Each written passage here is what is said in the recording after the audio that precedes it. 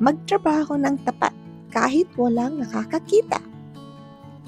Magpatuloy ka, Diyos ang nakakakita. Napapagod ka na ba kahit araw-araw kang nagsisikap? Pakiramdam mo na minsan hindi napapansin ang lahat ng ginagawa mo?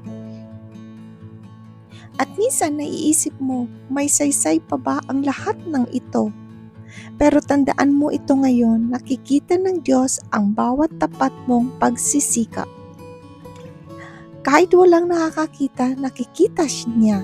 Sinasabi sa Colossus 3:23, anuman ang inyong ginagawa, gawin ninyo ito ng buong puso na parang sa Panginoon kayo naglilingkod. Ang pagiging masipag ay hindi tungkol sa pagiging perpekto.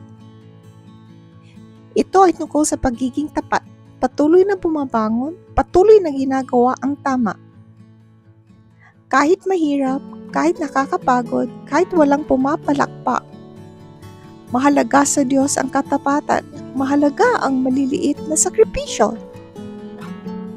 Mahalaga ang tahimik na pagsisikap. Mahalaga ang mga gawaing ginagawa mo araw-araw.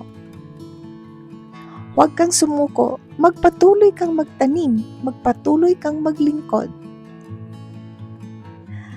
Kayang gamitin ng Diyos ang iyong katapatan upang pagpalain ang iba, magbukas ng mga oportunidad, at ihanda ka para sa mas magandang plano niya. Kahit mabagal ang progreso, gumagawa pa rin ang Diyos. Panginoon, bigyan mo po ako ng lakas upang magpatuloy kapag ako'y napapagod o pinanghihinaan ng loob.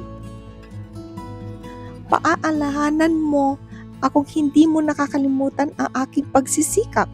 Tulungan mo akong maging masipag, tapat at may mabuting puso sa lahat ng aking ginagawa. Turuan mo akong magtrabaho hindi para sa pagpuri ng tao, kundi para sa iyo. Pagpalain mo ang gawa ng aking kamay at gabayan mo ang aking landas araw-araw. Sa pangalan ni Jesus, Amen. Kung pinagpala ka ng video na ito, mag-like, share, comment, mag-subscribe para sa mas marami pang araw-araw na panalangin at pampalakas ng loob. Sa susunod na video, God bless, bye!